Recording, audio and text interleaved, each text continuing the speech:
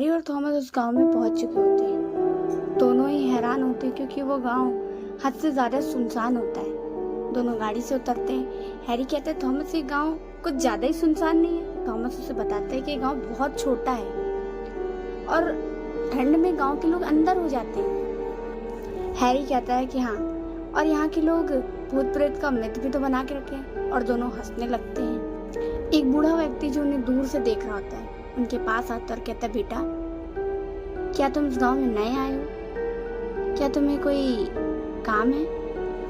Thomas कहता है हाँ दादा, हमें उस रहस्य में मतलब उस बंगले के बारे में जानना है जिसे आप लोग भूतिया कहते हैं। दरअसल हम एक एडवर्टाइजिंग कंपनी से आए हैं और हमें थोड़ा मसाला चाहिए।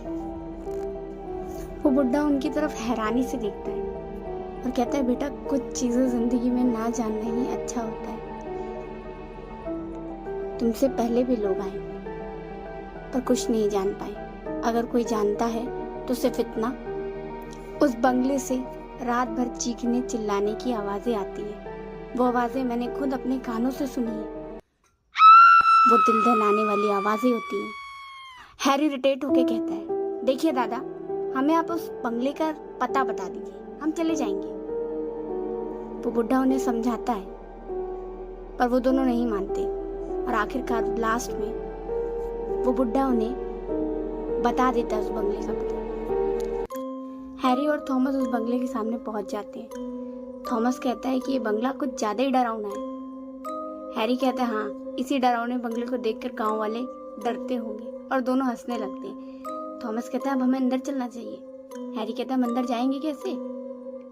थॉमस कहता है ये तो मैंने सोचा ही नहीं। फिर थॉमस कहता है आई थिंक हमें पीछे से जाना चाहिए, हो सकता है हमें कोई रास्ता मिल जाए। दोनों पीछे की तरफ से जाते हैं।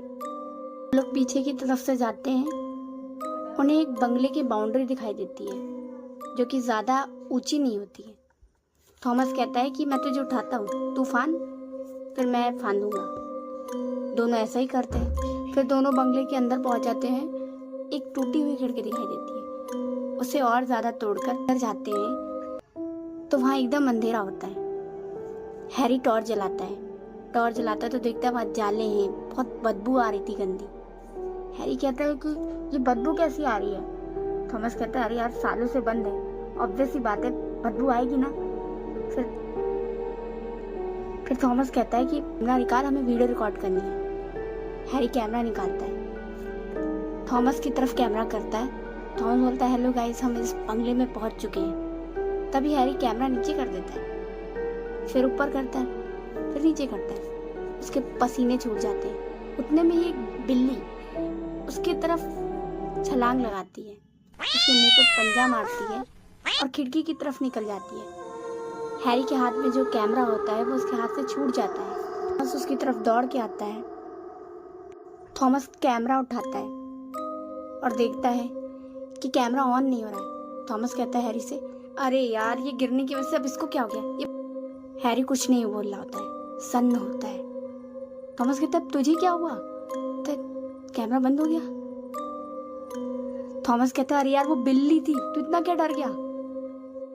थॉमस कहता है कि अब मैं फोन निकालता हूँ और वीडियो बनाता हूँ, तो मेरे पीछे रहना। थॉमस कहता है कि अब हम ऊपर से वीडियो बनाएंगे। दोनों ऊपर जाते हैं सीढ़ी चढ़कर। जैसे ऊपर जाते हैं उन्हें एक औरत की रोने की आवाज आती है।